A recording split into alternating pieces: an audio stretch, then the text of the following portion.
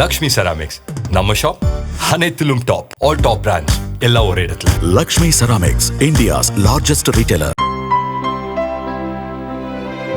இனிமே கண்ணை மூடிட்டு கடலை எண்ணெய் வாங்கலாம்.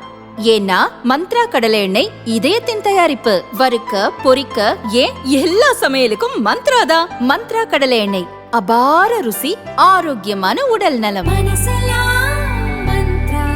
தர்மபுரியில் தேமுதிகவிற்கு ஓட்டு சதவீதமே இல்லை என முதல்வர் ஸ்டாலினிடம் திமுக நிர்வாகிகள் போட்டுடைத்து விட்டனர். கடந்த 20ஆம் தேதி நடந்த நேர்காணலில் தர்மபுரி தொகுதியில் கடந்த தேர்தலில் திமுக தோல்விக்கான காரணம் குறித்து முதல்வர் கேட்டார்.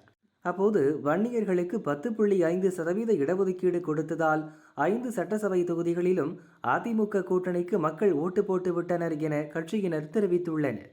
தொடர்ந்து தருமபுரி சட்டசபை தொகுதியில் தேமுதிகவிற்கு எந்த அளவிற்கு மக்களிடம் ஆதரவு உள்ளது என முதல்வர் கேட்டுள்ளார்.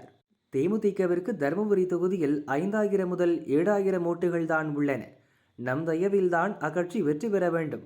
அதற்கு நாமே நின்று வென்றுவிடலாம் என திமுக உள்ளூர் நிர்வாகிகள் தெரிவித்துள்ளனர். தொகுதியில் கட்சியின் நிலவரம் கவலைக்கிடமாக உள்ளதாக ஸ்டாலினிடம் கவலை தெரிவிக்கின்றனர். இதுகுறித்து திமுக நிர்வாகி ஒருவர் கூறியதாவது: தருமபுரி மாவட்டத்தில் திமுகவை விட மற்ற கட்சிகள் வலுவாக உள்ளன என முதல்வரிடம் நிர்வாகிகள் உளறி கொட்டியுள்ளனர்.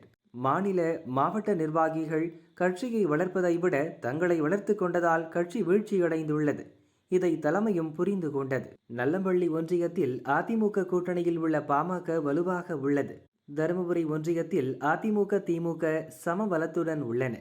தருமபுரி டவுன் பகுதியில் எப்போதும் திமுகவிற்கு சாதகமாகத்தான் ஓட்டுகள் விழும். அதே நேரம் புதிய புறநகர் பஸ் ஸ்டாண்ட் இடமாற்றத்தால் பாதிக்கப்பட்ட வணிகர்கள், சிறு குறு வியாபாரிகள் தங்கள் ஆதங்கத்தை வெளிப்படுத்த தேர்தலுக்காக காத்திருக்கின்றனர். இதில் அதிமுக மற்றும் பாமகவினர் வணிகர்களுக்கு ஆதரவாக போராட்டத்தை கையில் எடுத்தது அதிமுக கூட்டணிக்கு சாதகமாக மாறியுள்ளது.